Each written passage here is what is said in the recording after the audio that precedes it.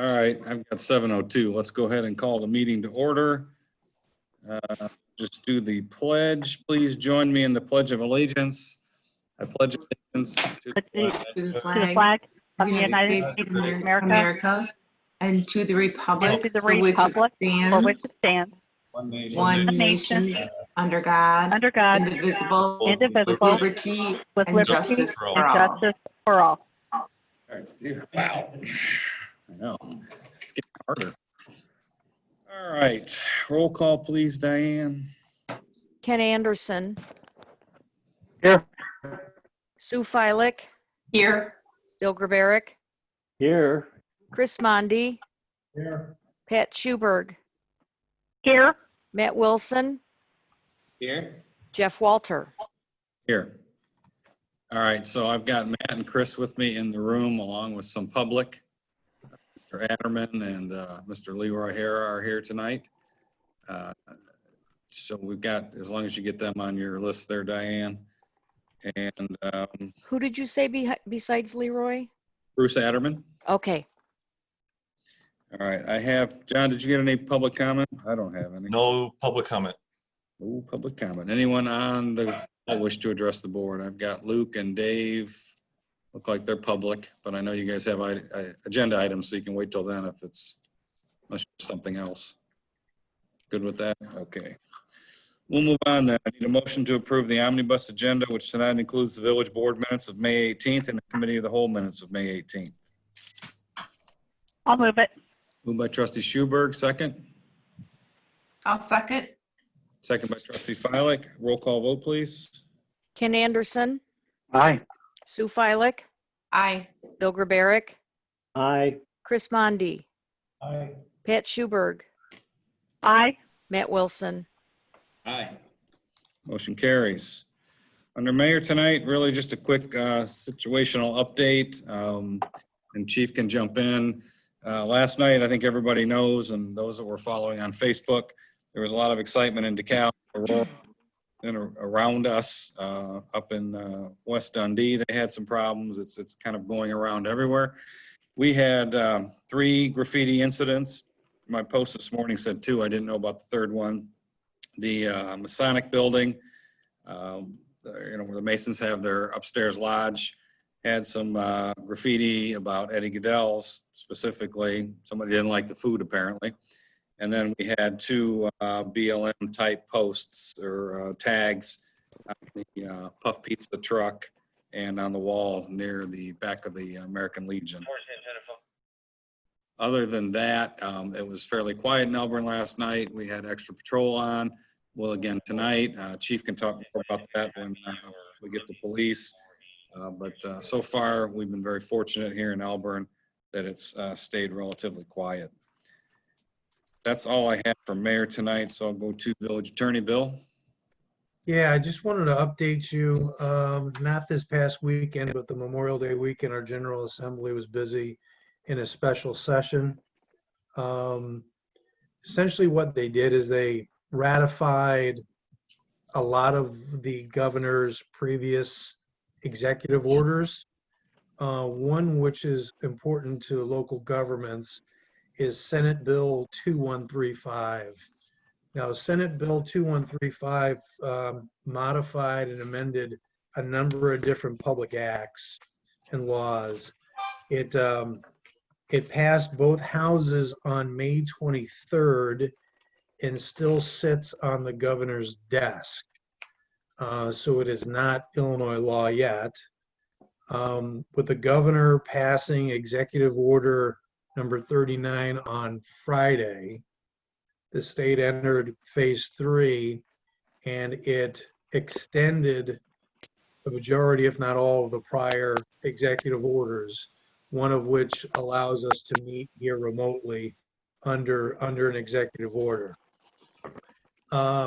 If and when Senate Bill 2135 gets passed, it'll take effect upon passage, or if not, it'll take effect on June 27th, which I think is the next sort of phase potentially that the state could enter into. The particular part of that Senate bill that I wanted to bring to the board's attention is the amendments to the Open Meetings Act. And again, what this is designed to do is make these changes permanent, not so that they're just in place by the executive order and under certain circumstances. But if the governor signs this, the Open Meetings Act will be amended to allow us to meet remotely by audio or video and without the presence of a physical quorum in Village Hall. And that's consistent with the executive order that's in place right now.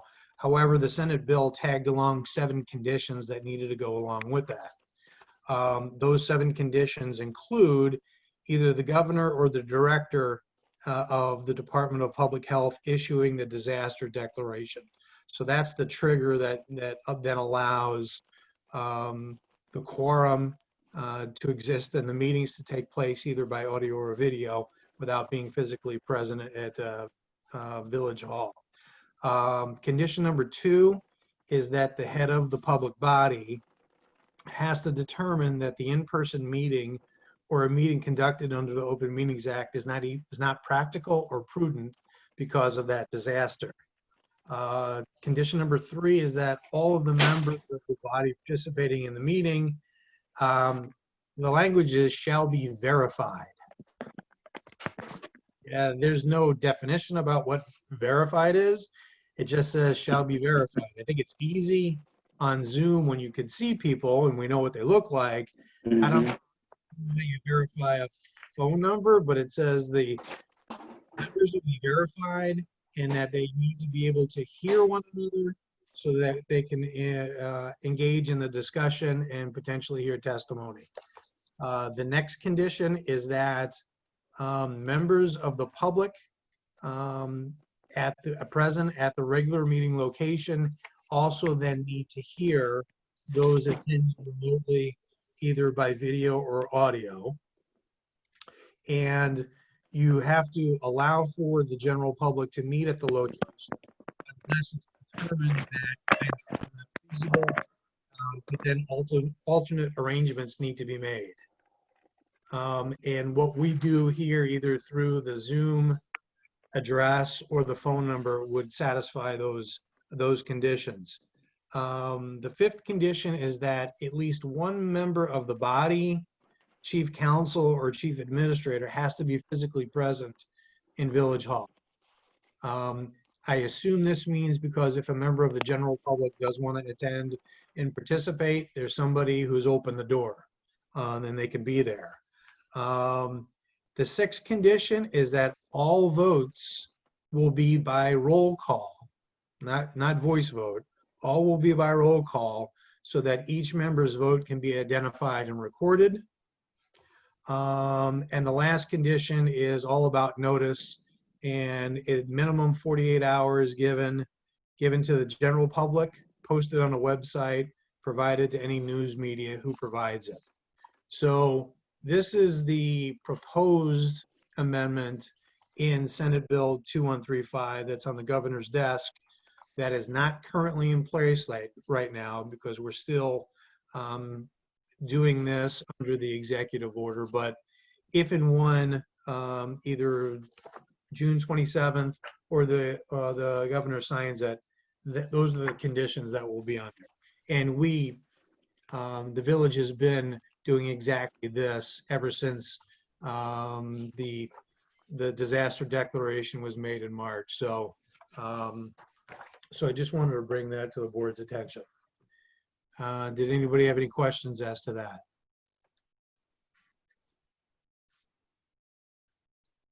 If none, that's all I have. Jeff, unmute. Thanks, Bill. Village Clerk, Diane? No report. Julie, Village Engineer?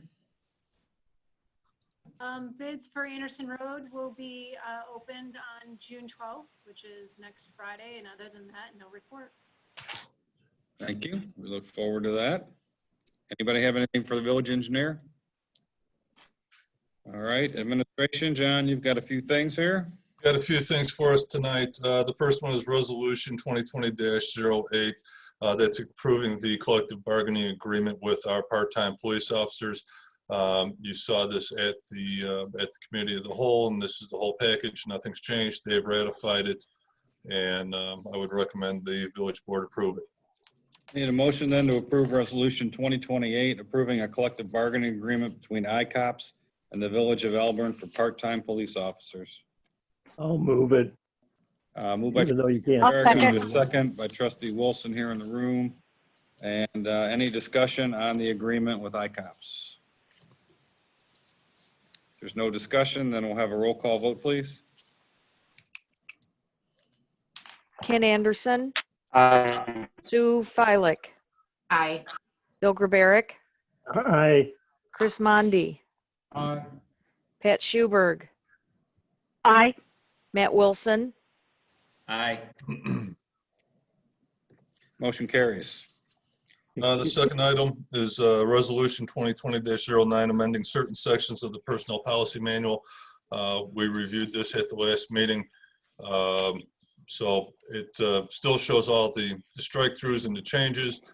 After approval, it will be taken out of red line status and distributed to all personnel. Do I have a motion then to approve Resolution 2020- amending certain sections of the Personnel Policy Manual for the Village of Elburn? I'll move it. Moved by trustee Schuberg, second. I'll second it. Second by trustee Grabaric. Any discussion on the changes to the Personnel Manual? Call vote, please, Diane. Ken Anderson, Aye.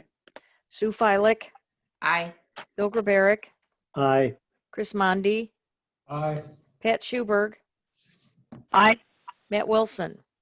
Aye. Motion carries. All right, thank you. Mayor, can I just ask a question? My thing says safe driving mode. Am I supposed to hit something? That's why I'm not joining. Pull over. Yeah, pull over. You should be able to get out of safe driving mode, Bill, but I am not sure how I want a Samsung. So I don't know, anybody here have any expertise? Nope. Sorry, Bill. I'm not sure how we can help you. I didn't get a haircut anyway yet, so. All right. Well, earlier we did see your jeans and your comfy shoes there, but I don't know what happened. Must have thought you started driving or something. Yeah, I know what happened. Yeah, I did. Yeah, I'm sorry. That's all right. We can hear you just fine, so. All right, John, continue on, please. The next one is professional service agreement number 3 with Hitchcock Design. This is to pay for the time and effort to put it out for bid a second time. The first time it went out to bid, we got 2 bids, and they were both way above what we thought that it should. So this is for work that they have done already. And Bill, we can see you now. Do I have a motion then to approve the amended professional service agreement, or professional service agreement number 3 with Hitchcock for the rebid of the Elburn Station Community Park project in the amount of, well, there's no amount, doesn't matter. We're just approving the rebid. I need a motion. I'll move it. Moved by trustee Schuberg, I'll second. second by trustee Feilich. Discussion on the professional service agreement with Hitchcock for the rebid. I think we already discussed it once a while back, but. All right, roll call vote, please, Diane. Ken Anderson, Nay. Sue Feilich, Aye. Bill Grabaric, Nay. Chris Mondi, Nay. Pat Schuberg, Aye. Matt Wilson, Nay. All right, the motion fails. Well, that just got interesting. All right, John, you want to move on then to? Certainly, I'd be more than happy to. The next one, with the rebids, we got 10 bids, And the two lowest ones were from a company called Copenhagen and Wilkinson. There's also a number of alternates that were in there as well.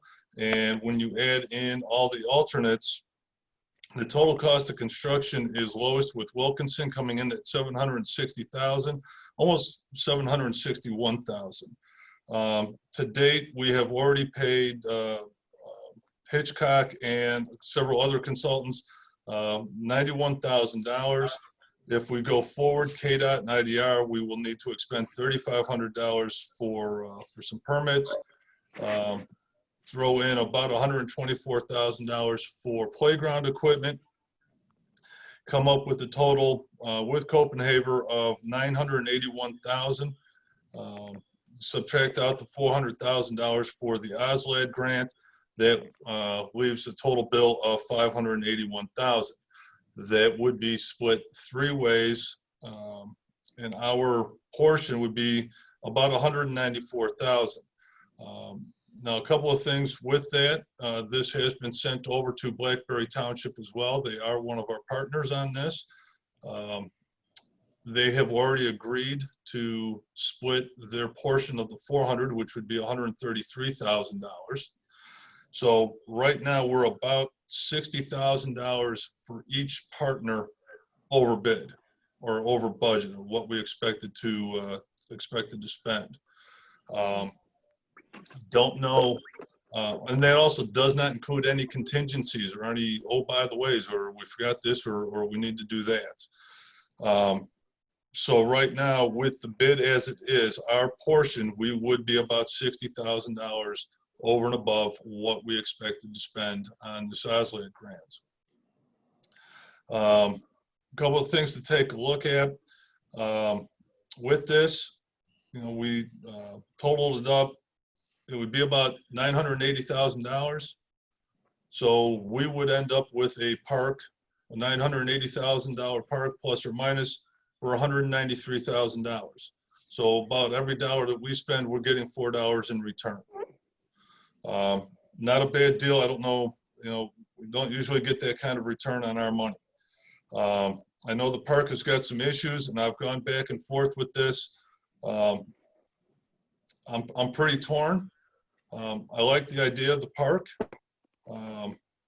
The location is not the most ideal, but it is certainly visible and it's certainly doable, but we will definitely be over budget as we sit right now. All right, and a motion then to approve the bid from Wilkinson to construct the Elburn Station Community Park in the amount of $760,968. I'll move it so we can discuss it. Moved by trustee Grabaric, second. I'll second. Second by trustee Feilich. Discussion on the park construction. No discussion? No, I'll discuss. I don't know if anybody has been taking a look on the north side of Kessinger Road. I know I am a broken record regarding the drainage out there. I have had an opportunity to look at the improvement plans. I'm sure EI has had an opportunity to look at the improvement plans as well. You're looking at on a 100-year rain event, which now is 8.4 inches of rain. That area will be under 4 feet of water. We're in the plans, they're proposing to excavate the land out so that they can make the area and deal with the floodplain, floodway issues. I drove over Anderson Road, and you know how I'm feeling about parks, but if you look at the area just on the north side and east of the train station or the rail yard area there, a majority of that area was not underwater during the same condition that the area on Kessinger Road was underwater.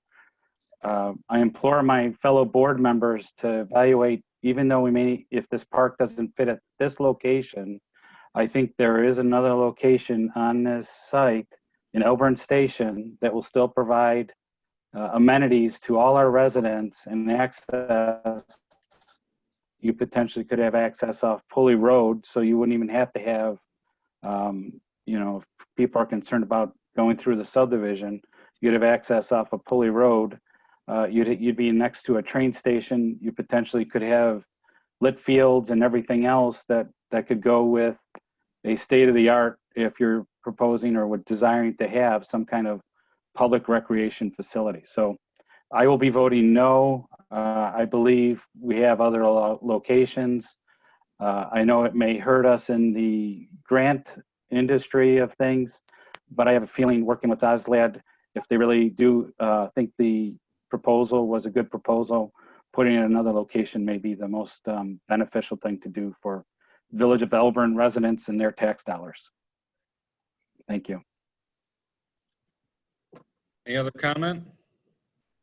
Can I have a question. appreciate- Go ahead, Pat.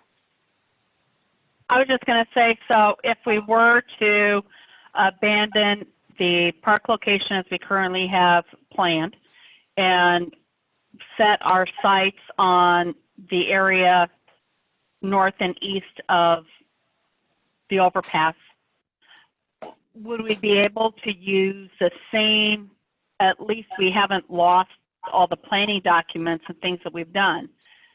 They could at least be applicable even into a different place. Recognize engineering still has to be redone because it's a different site location, but at least we have some design and ideas of what we want to do there. I would think since the land is laid out differently, the lots are different, that the plan won't apply. I mean, you could take bits and pieces and do the thing, but the lot design is completely different, so it wouldn't just pick up and move over.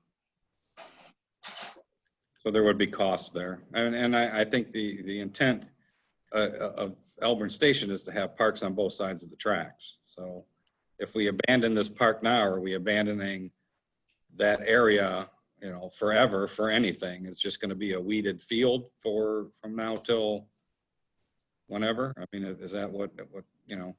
That's what will happen if we don't do anything. Sue, did you have something? Yeah, you know, I really appreciate Ken's opinion. I would say on something like this, as far as land and things like that, he knows more than I do. I have been paying attention to that area. I've kind of expected it to be a little bit more flooded. There were some days where when I drove down Kesslinger and other areas, I saw a lot more water sitting in other areas. So at least that's what my eyes saw. You know, I just would hate to see the money that we've invested become nothing, you know, for nothing. Right. Okay. Any other comments? All right. If not, I'll call for a roll call vote, please. Oh, Dave, did you have something? I'm sorry. You're on mute. I didn't hear. I didn't see your hand. I was looking away. You're Still on mute, Dave. Dave, you got on mute at the bottom of the Zoom meeting on the left side. There you go. At Shodine, as the, I'll say 1/3 or greater partner, we still believe in this park. We are still willing to invest our money in the park. We believe that there's good engineering practice has been done. And we, like Blackberry Township, would like to continue with this park and are going to pay our share. Okay, thanks, Dave. All right, Diane, roll call vote.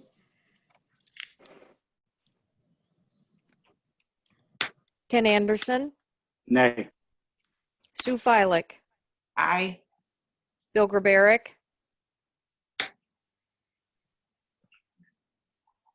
Aye. Chris Mondi,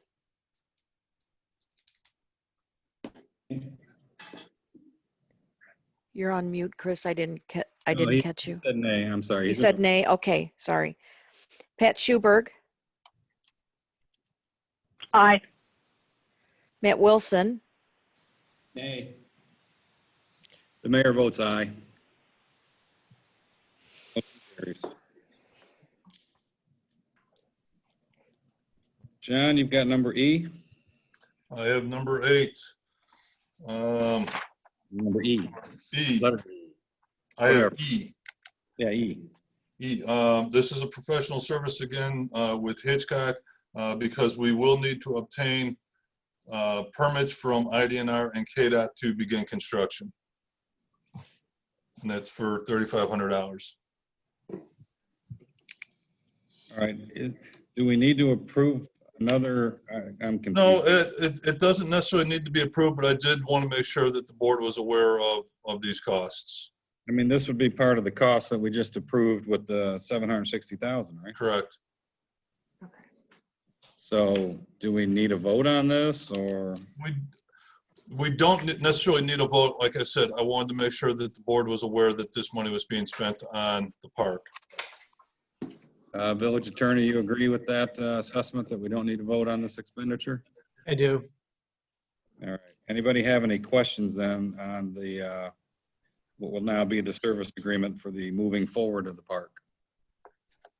When is this slated to begin? I will let you know later in the week when I talk with Hitchcock and we award the bid, because it'll be up to the contractor. They will have to get an IDNR permit first, so that takes some time. Which is what this piece is, right? This is getting Yes. them. Mayor, Walter, can I please ask how we are going to pay for contingency? John, I'll direct that question to you. Well, at the moment in our parks budget, we have cut it in half down to 60,000. So that would be part of our contingency. That would be the only place where I have money to spend on parks. That would be in contingents. Are contingencies split 3 ways? Yes. So before work is done, will it be brought to the board so we can make decisions? Because if this becomes a escalating cost because of things found in the field, the cost of this goes up. So I would like, at least because we're monitoring other expenses that are going on in the budget year we're in right now, I believe we should be doing the same thing for this project. Is there a dollar threshold that you'd like to see above, or do you want to see everything? I want to see everything because it's, I believe that's the right thing to do. Above the contract. Yeah, I agree. So that's the sense of the board. You want to see everything over and above? Yes. Yes. Yes. Yes. All right. Yes. You'll get it. That's before the work is done. All Before right. engineering, before Engineering's done. you know, whatever structural stuff whatever stuff happens, it should be before. So we're not reacting to stuff after it's already been done. Okay. I agree. I have a question. Go Is ahead, Bill. any of the contractors or engineering or anybody on the hook for any errors in, you know, under errors and omissions or anything of any of their policies on any of this stuff? I'd have to ask Hitchcock what they have with WT engineers. Usually in a standard contract, I would expect to see O&Ms in there. Not O&Ms, errors and omissions, E&Os. Okay. Yeah. John, is WT gonna resubmit the stormwater report? Did you ask them to? Yeah, that was our April 9th review letter. Okay, I'll make a note, ask them what they're doing with it.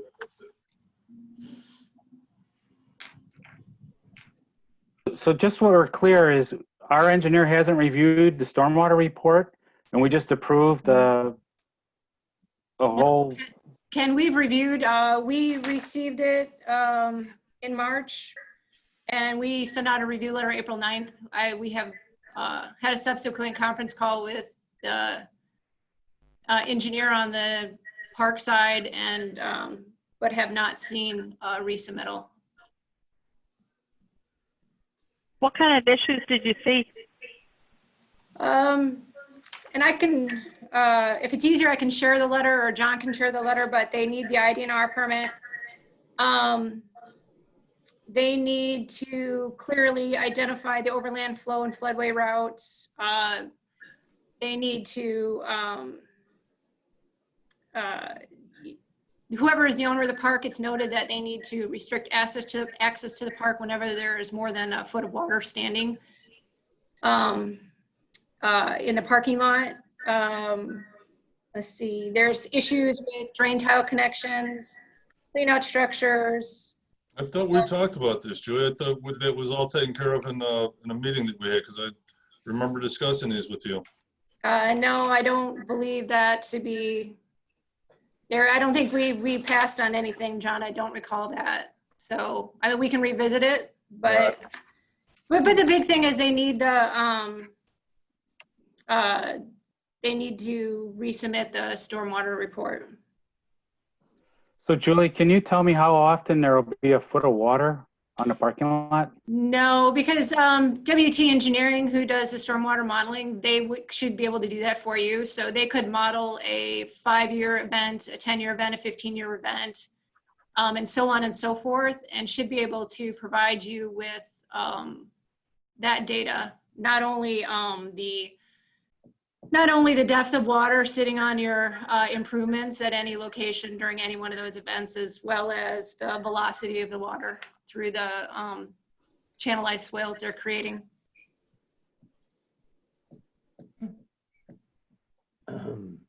We haven't signed the contract yet. We just approved the moving forward, so we can hold off on signing till Julie gets everything she needs. I would prefer that. Yes.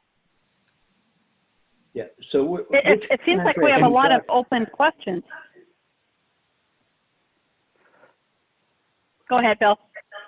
Yeah, I was just, are we talking about the 760,000, or are we talking just, which contract are we talking about? Because without knowing really the stormwater, we really want to maybe hold that Wilkinson bid in abeyance formally. If I can make a suggestion, if you guys want to have a picture of, like, let's say the parking lot is laid out on the plans, and you could understand that the water will be on there with a 1-inch rain or a 2-inch rain, will that give you more comfort in knowing, okay, that's an acceptable amount? Because in my mind, that park, with the more precipitation we are getting, we're in the wettest spring we've had in history. Or excuse me, May. Last year was the second wettest, and the one before that was the third wettest. You want to have spring activities, right? So we want to have people out utilizing the park, and if we're reserving it for groups to do, and we can't get them on the fields because of the precipitation that we're having, and you can't even get in the parking lot, those to me are concerns.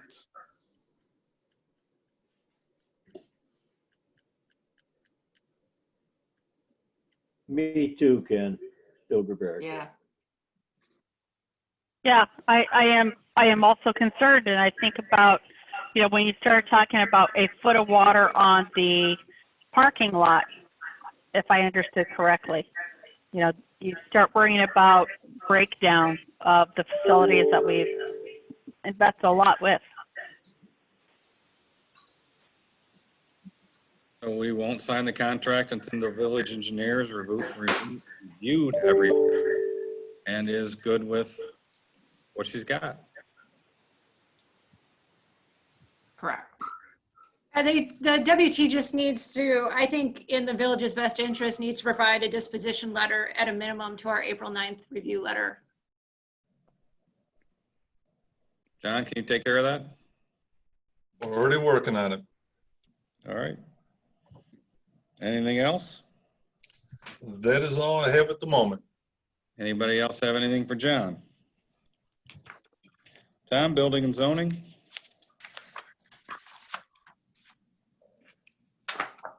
Tom, you're on mute. Was that a no?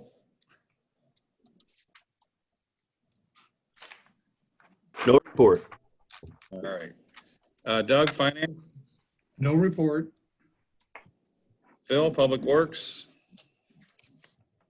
Couple things. IDOT will be doing a, well, quote, smart overlay from Route 64 to CV Road. They will be milling approximately 1.75 inches and coming back with the same. All the way to CV from just south of 64. Also with that, they will be doing some ADA improvements in Elburn. Rumble strips and pavement markings and that type of thing. So that on the, I believe it's the 4th at 9 a.m., they got a pre-construction meeting and they're expecting to start sometime in June and finishing up in October. So that's something IDOT's got going on. So just so everyone's kind of aware of it. And it's a good thing because hopefully they will be addressing some of just a couple spots on Route 47 north of the tracks that need some attention. So I will be talking to them about that also, making sure they get that fixed up. So we've got Phil, how will that impact our downtown businesses? You know, I don't think, normally they can get through there pretty fast. Will it impact them? I would say it could impact them for a day, and then probably a day, now when I say a day, not the whole day, it could be a couple hours throughout that day. They usually always keep at least one lane open. And in downtown area, you've almost got two lanes open if they absolutely had to shift the traffic. They may be able to do that also. Will they block parking as they're doing that work? You know, that's something I can ask them at that pre-con meeting, see exactly what they're going to do, how they're going to be able to address it. Okay. And does the chamber, are chamber members aware of this? Not that I know of, but I will make sure they are aware of it. I'll give them a call. It was posted on the village website and on the Facebook, and I know a lot of chamber members, so I'm sure a lot of the members have seen it. I know the barber's seen it because he was very, had some comments, let's just say. Okay, and then the last thing I have, Mr. Mondi, he had asked here a while back about wondering how many acres basically the village mows. And what we came up with, we got about 28 acres we mow, the village does ourselves. And that would not be counting Anderson Road. We've got a private contractor doing that. And you figure if 28 weeks, and then I did ask and Chris, you tell me if this is about right, is the mowing approximately $65 an acre for mowing? That seems pretty high. Is that for the season, Phil? That's not. No, it's 65 an acre per week. Per week? So you'd be looking at, if we were to farm it out, now if it could be plus or minus that. But if that was the case, it would be around 50,000, just under 51,000.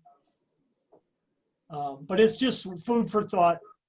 We should probably look into it a little deeper come November if this is something the village board wants to look at so far as farming out to private contractors. That's always an idea. And if we were to farm out at least some of it, it would free us up for other projects in town. They spend approximately 2 guys 3 days for mowing. So anyway, that was just a little report on that. Thank you. And like I say, if you guys want to revisit it come November, if that's something we're looking to kind of get rid of some of the mowing, I'm as a superintendent, I'm fine with that also. So kind of whatever direction you guys would like to take. All right, now if you heard, Chris said thank you. You bet. Anything else? That's about it. Anybody have anything for Phil? Yeah, Phil. I had one. What? Go ahead, Sue.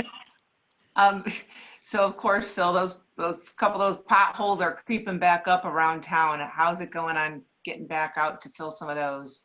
in I the know they had been neighborhoods? out last week. They had went out a day, and then this week, we're waiting for Bobby's our part-time guy now. He used to be full-time. He himself and Jake will probably be out this week. And if you do know of any in particular, don't be afraid to call and let us know exactly where you see us. Okay, on Johnson, there's quite a few. Yeah, You gotta dodge them. yeah, that whole Johnson Street's getting pretty rough. But Yeah. no Yeah. problem. I'll put that down. Thank you, Phil. You bet. Phil, I was going to ask you about Metronet and MediaCom. Sure. I think there's a lot of concerns about the outages of MediaCom. Are they related to Metronet? And if they are, anything that we can do to help manage that process? You know, I guess Metronet and MediaCom. Metronet, I don't think it's part of MediaCom, is it, John? No. But the MediaCom has had a lot of outages lately, and I guess today was pretty extensive. And the concern that I've heard around town is it because of MediaCom interfering as they are putting in the fiber? Oh, you mean Metronet hitting some of MediaCom's cables or something? Yes, yes. yes. I don't know of any today. Has it happened? Yes, it has happened. You know, that's just, you think of how many times they're crossing these utilities. It's bound to happen. I know they did hit a gas main down in Blackberry Creek. That was last week, but that was unmarked. What we are finding is that sometimes the locators, not the village of Elburn, of course, but some of the other locators, sometimes they miss. Sometimes they, you know, they don't locate everything they need to locate. Sometimes it might be, who knows, it could be missing off the maps there, you know, allotted, but it happens. Whenever you're going underground, there are times that I think they've nicked, you know, just like a street light, we've got one working on. And then I know they've hit a gas. MediaCom, I know they've nicked a few of those. Unfortunately, that's part of the business. As bad as it sounds, it's one of the challenges they have is trying not to hit it. But, you know, when you're working with those underground boring machines, they don't have eyes. And sometimes, like I say, sometimes the locations aren't accurate when the locators come out. So, you know, does it happen? Yeah. And it could be, you know, they could be hitting a couple of MediaCom cables. So there's getting to be a lot of utilities in the back of these yards. So it's, So Okay, Phil, can thank you you. tell me where it was in Blackberry? pardon me? Can you tell me where the gas was? Because I smelled gas, and I'm wondering if that was it. Yeah, it was over, wasn't too far from, actually, it wasn't too far from Melbourne. Anderson and In Citizen. Anderson. Okay, Yep. thanks. Right by the That little could- walkway that goes behind the pond there, right where that Yeah, walk. kind Yeah. of Citizen and Melbourne and Anderson. So you might have, All right, you may have. Yeah, Friday afternoon, everybody on the east side was smelling gas. Right, okay. That's about Anything it. else? And I'll back up to the chief. Sorry, chief, I skipped right over you. That's all right. I had to step out there anyway. Just to update the board on a couple of quick things. The Academy sent me a notice late last week. They have pushed back our reporting date for our new officer again. We now have a June 28th reporting date. That's the third delay now that we've had. This is all in relation to the COVID-19 situation and the social distancing and having to have the academies work around this. They're trying to get the classes through and graduated and certified that were in session. We're hoping this is the last delay, but I can't say for sure that that's the case, but we are keeping our candidate apprised of this. He has retained his other job, and I have, you know, let him know that we simply can't bring him on more than a couple of weeks beforehand, which is the amount of time we need to get our paperwork done, uniforms gotten, and all those other things in order. So he is working right along with us with that. So I'll continue to keep you updated as we get any other reports on that. As the mayor said, we did have a couple instances of graffiti in town last night. We did have extra staffing on yesterday afternoon and last night. We have done that again today. We will continue to monitor the situation. I wish I could tell you for sure what I knew and what I know, but it's a very fluid situation. We're getting updates all the time and working off the best intelligence that we can for all the police agencies in the whole area. So we're kind of taking it day by day and literally hour by hour as we make adjustments with the protests and rioting situations that are going on in some of our neighboring communities, and also, you know, supporting our neighboring communities as much as we can. Last night we did handle one call which ended up in an arrest for the sheriff's department because they were very taxed supporting the city of Aurora in the downtown area. So we assisted them with a call out in this area, wound up taking a subject into custody for them. And we will continue to do that and work together. And I will, you know, keep you apprised of anything major that does come up. And obviously the village president and village administrator and I have been in a lot of contact, a lot of telephone calls and text messaging yesterday, and also again some today. But we're continuing to monitor it. Right now, it seems like the biggest activity is out on the far east side of Aurora and downtown Naperville area. That is where everything appears to be locating tonight, and also possibly some other activity again in downtown Aurora. So that is really all I have for this one, unless you have questions for me. Anything for the chief? No. All right, thanks, chief, and thanks to you guys for keeping us safe. Absolutely. All right, Bill, the bills list.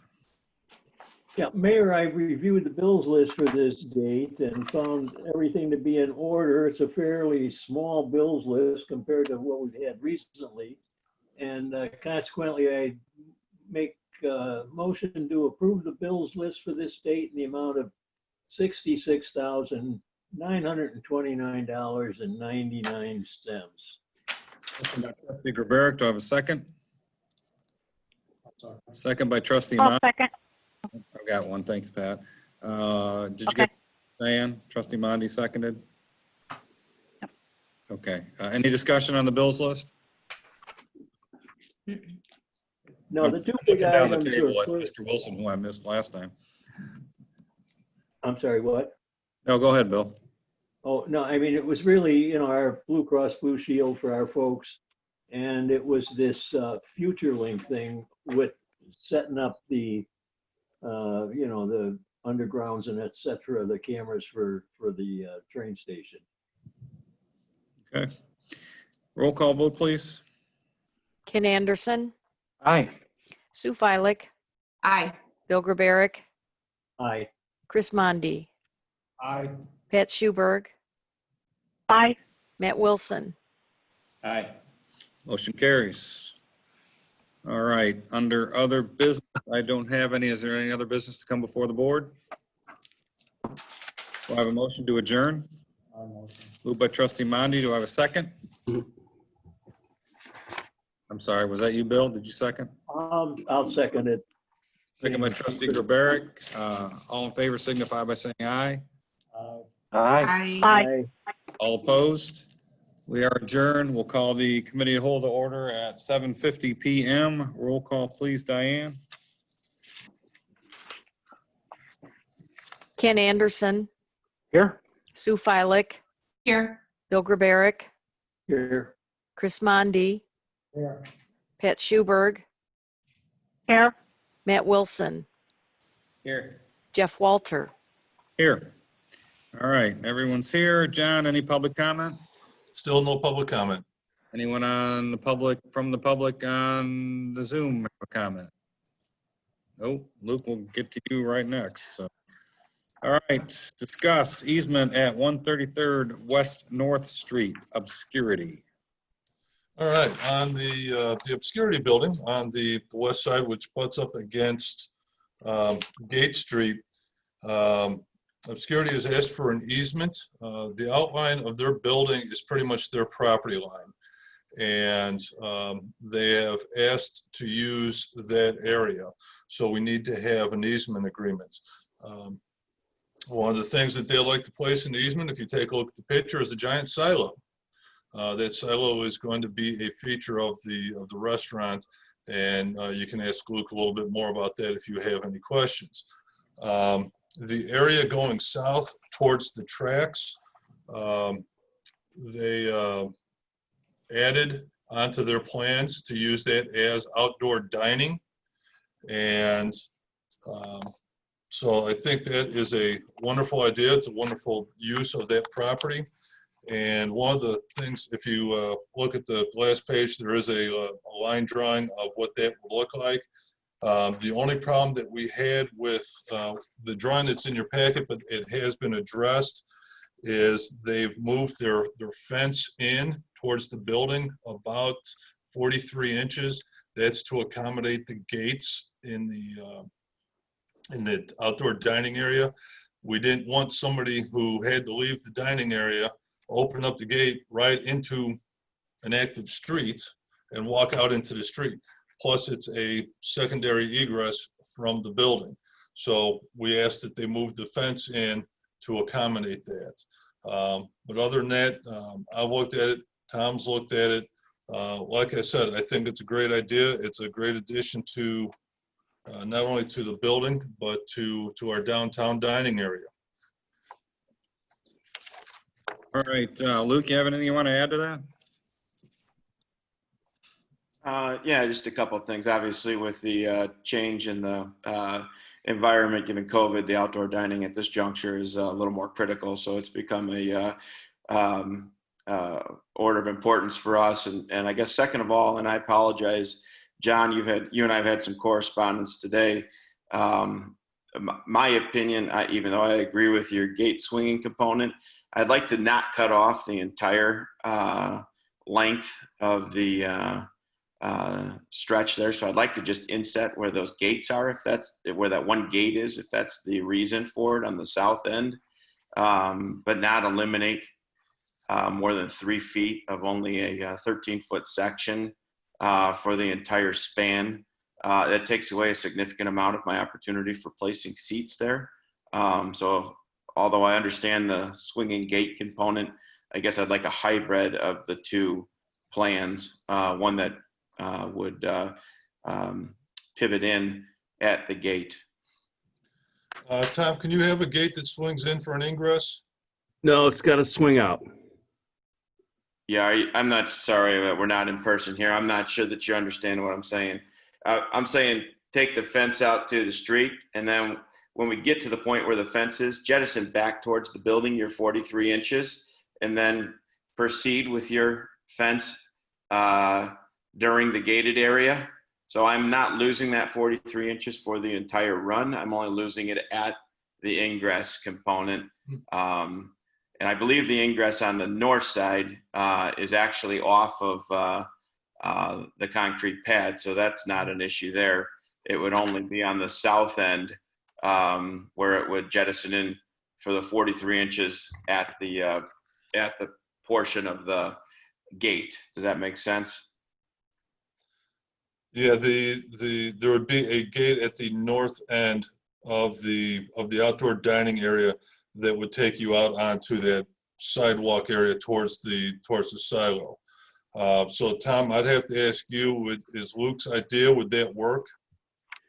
It could. We'd need the architect to design it, but the gate would have to swing out away from the building as an approved means of egress.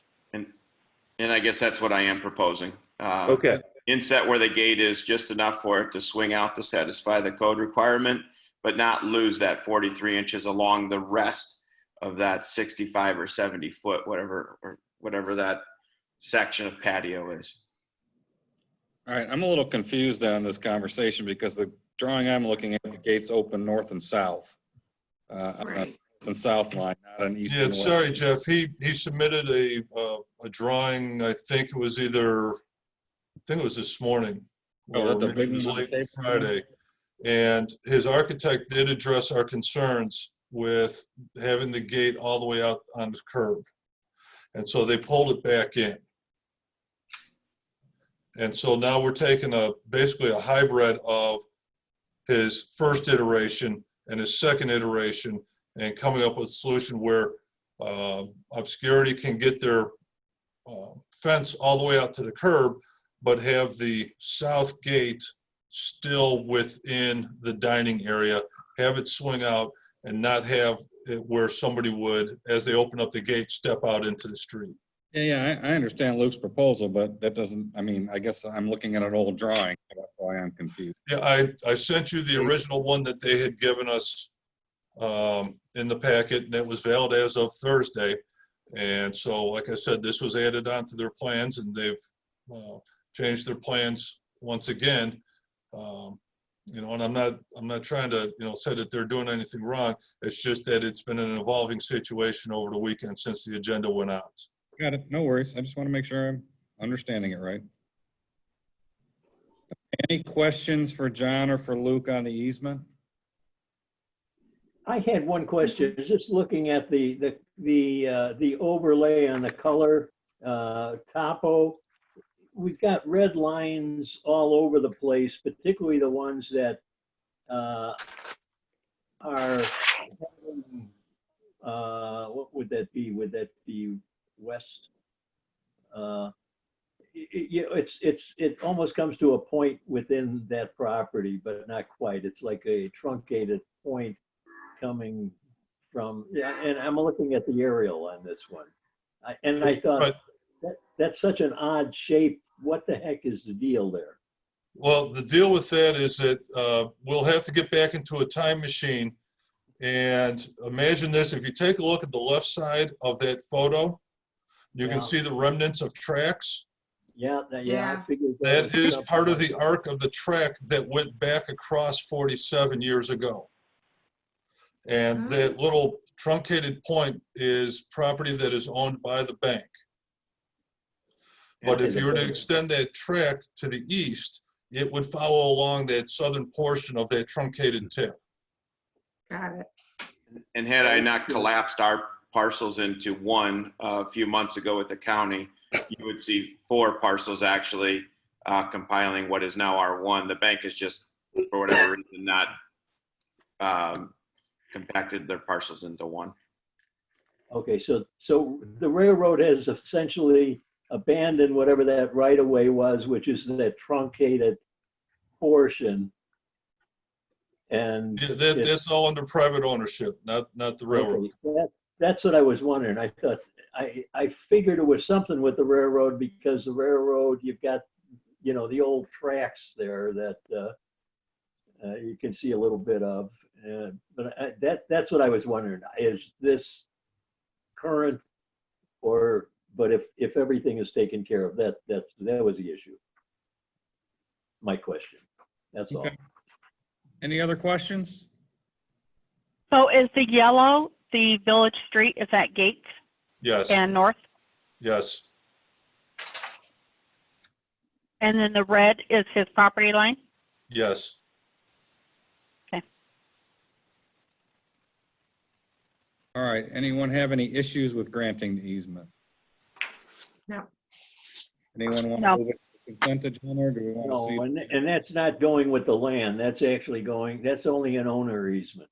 Yes. Correct. Anyone want to move it to the consent agenda, or do we want to bring it to the board meeting? All right, I don't have any motions for consent, so John, just bring it back to the next board meeting and we'll vote. This will be on the 615 village board. But there was no issues, Luke. I don't think anybody's opposed, so. Also, Luke, just aware, we're doing whatever we can as a village to help out our local restaurants with outdoor dining. And you've got 2 parking places in front of your building. You might, you know, I don't know if you thought about it, but you might be able to put some tables out there, rope it off somehow. I'm sure we'd be able to work with you on using that outdoor space there as well in the interim of while everybody's stuck outdoors. So just talk to us about that at whenever you're getting ready to open, or who knows what may have changed by then, but we're trying to do whatever we can to help our businesses with this outdoor dining thing. Okay, I appreciate it. We plan to open 7/1 as of right now. All right. Is there plans to get it open by Elburn days? 7-1, Bill, 7-1. July 1st. July We'll 1st. actually start brewing in there on Friday. If anybody'd like to stop by, I believe that's when we'll start brewing. So Have a sample? takes a few weeks. Pick me up on the way to my house, would you? And then pick up Chris too. He's on the other side of the hood. All right. You're gonna need a police escort on that sample run. Wait, I didn't hear samples. We get samples too? Does the train stop in Blackberry Creek? Should we just get on the train and go? All right, we always wanted it on the other side of the tracks where it used to be. Right. Yeah. Or 47. All right, Metro Parking Chief, I believe that's you. That is, the memo is in the packet. We have had a number of calls asking questions in regards to what we might be able to do. Obviously, with this whole COVID situation, we have the bulk of our 6-month parking pass holders that have been impacted by this. Not all of them. We do have some that have continued to use daily, and we have been trying to do a daily count, or at least get out there about 3 or 4 times a week to check the permit holder numbers. But the vast majority of our permit holders have not been using the facility since the stay-at-home order went into effect. And we had some questions about what we might be able to do. Could they get refunds? And we don't typically refund. So I thought maybe the best thing to do was look at those permit holders that have not had the opportunity to use them, that we simply do a one-time reduction in what we normally charge for the permits. And looking at the fact that most of them quit using it about mid-March, they then lost out on all of April, all of May, and probably June, or at least a significant portion of June, depending on what happens. And certainly what happens with everything else that's going on, because today nobody used it because Metro didn't run. But looking at changing that the $150 normal 6-month permit fee down to a $75 permit fee for those permit holders that have not been occurring on our regular use list that we've been kind of keeping going this last month or so. And looking for direction from the board if they feel that is okay.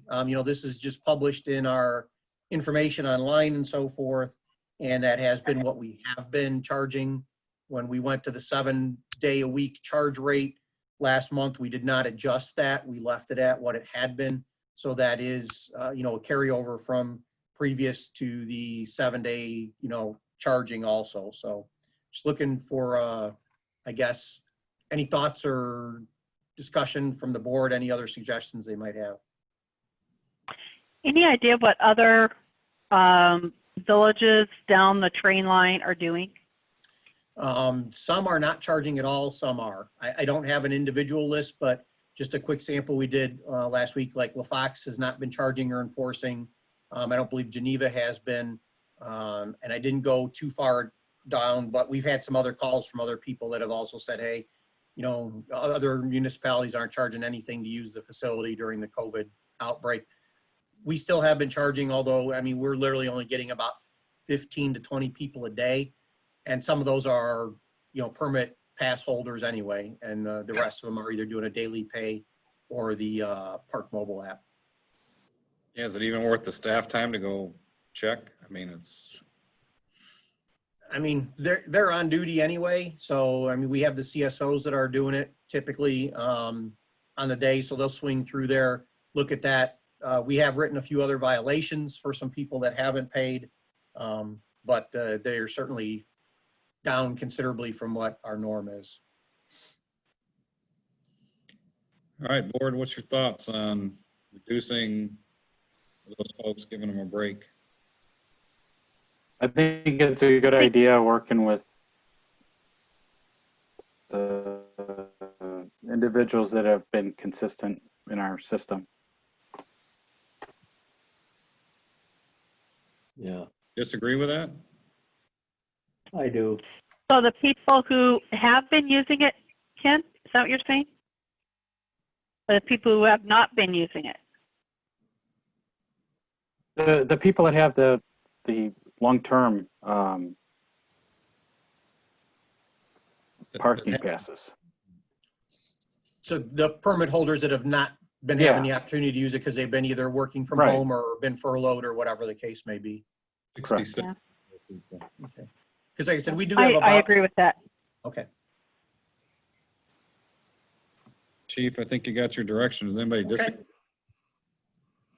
Any Scrooges out there? We'll move forward with that plan then, and those permits do renew on July 1st, so we'll be getting more of those calls now, so at least we have the answer for that. So thank you very much, appreciate that. All right, Phil, risk and resilience, I think this one's yours. Yeah, this is mine. The EPA mandated basically a risk and resilience and emergency response plan for our water, for our drinking water utility. I was asked to go out and basically we got 3 bids from 3, I think it's 3 very reputable engineering firms. We don't have to, well, what I should say is by June, I believe it's June 30th of 2021, that's when we would have to have the risk and resilience part of our assessment done. And then I believe it's December 30th of 2021, we'd need the emergency response plan finished up. I did look through the 3 proposals, and obviously you guys got the cost of each one from each individual engineering firm. Not a lot of difference in, obviously, not a lot of difference in what they're all going to be doing. I mean, the EPA pretty much mandates what they got to be looking at and what they want, whether it's natural hazards on the risk and resilience part, and there's like 5, 6 other things. And then on the emergency response plan, you can see what they have there. They got strategies, resources, plans and procedures, actions, and et cetera. The only thing I did see, EI did have a few more of, or I should say had a little bit more into stakeholder assistance and workshops, whatever that's worth. Their price obviously was a fair amount higher than Fairgram, and then Rempe Sharp was kind of in the middle of them all. So I'm just looking to see what direction you would like to go. If you want to put it on the omnibus next week, or we can, whatever the board would like to do. Board? So I don't know, Phil, if you've had references with the Fear Graham Engineering and Environmental. I've never heard of them before. I was just curious what their expertise is. And yeah, I think they're very similar to EEI. I guess it's a pretty large company that's out of, I believe it's up by Rockford, Illinois. What it says, yeah. Belvedere, excuse me? It says Rockford at the bottom of your. I think it was Rockford their up sheet. that direction. I know Doug had worked with them at one time when he was, I believe, a mayor. And I have heard through the grapevine that they're a pretty good company, pretty good outfit to work with. Obviously, Rempe Sharp, we've known them in the area, Right. And then obviously EEI. I think they're all pretty reputable. So I guess what I'm looking for is if you want me to do a little bit more research on them, that's fine. Or maybe put, if everyone's pretty satisfied, maybe put it on the omnibus for the next board meeting or whatever we'd like to do. Like I say, it's not a big rush, but I'm sure each of these engineering firms, whoever ends up doing it, probably would like to get started on it because it is involved. It is involved. I think it'd be nice to maybe think about stick with a company who we've had some relationship with already, too.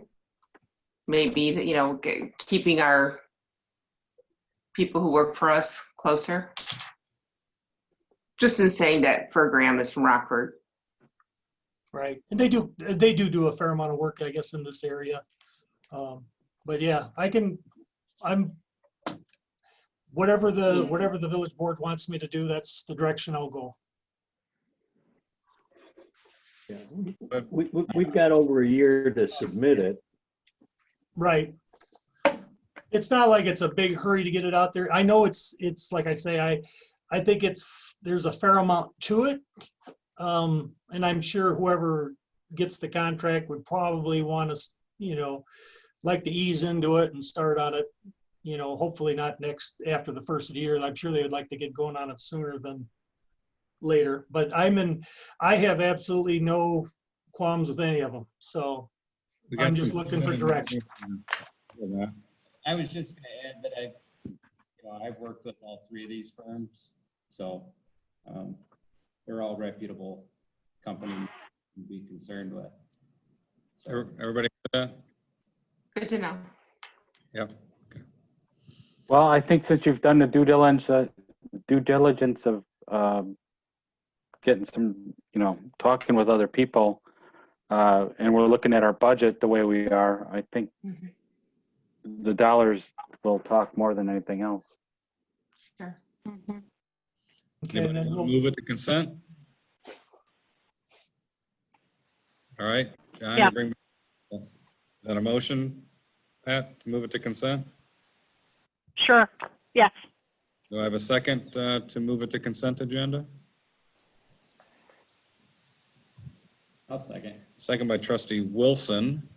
Is that a voice vote, Diane, or a roll call? It's direction. It's Yeah. you don't vote. Yeah, we probably should be doing all voice from now on. I thought we had to vote to put it on consent. I mean, a roll call, I mean. No. Let's just do a roll call and then it's done. It's on consent. I'll probably vote on it on consent, but let's just do it.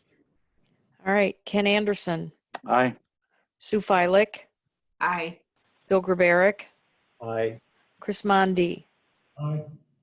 Pat Schuberg, Aye. Matt Wilson, Aye. All right. Jeff. motion carries. We'll just leave it at that. So we'll move that to consent then for the next board meeting in 2 weeks. Business. Something? Nope. Well, the only thing I have under other business is last night I sent out a kind of an update to the board members about what's been going on in the area as far as the riots and protests and such. I won't do that tonight since we're all here. We've all heard from the chief. It seems to be focused more on the eastern Aurora, around the mall area, I think is really what the target was for tonight.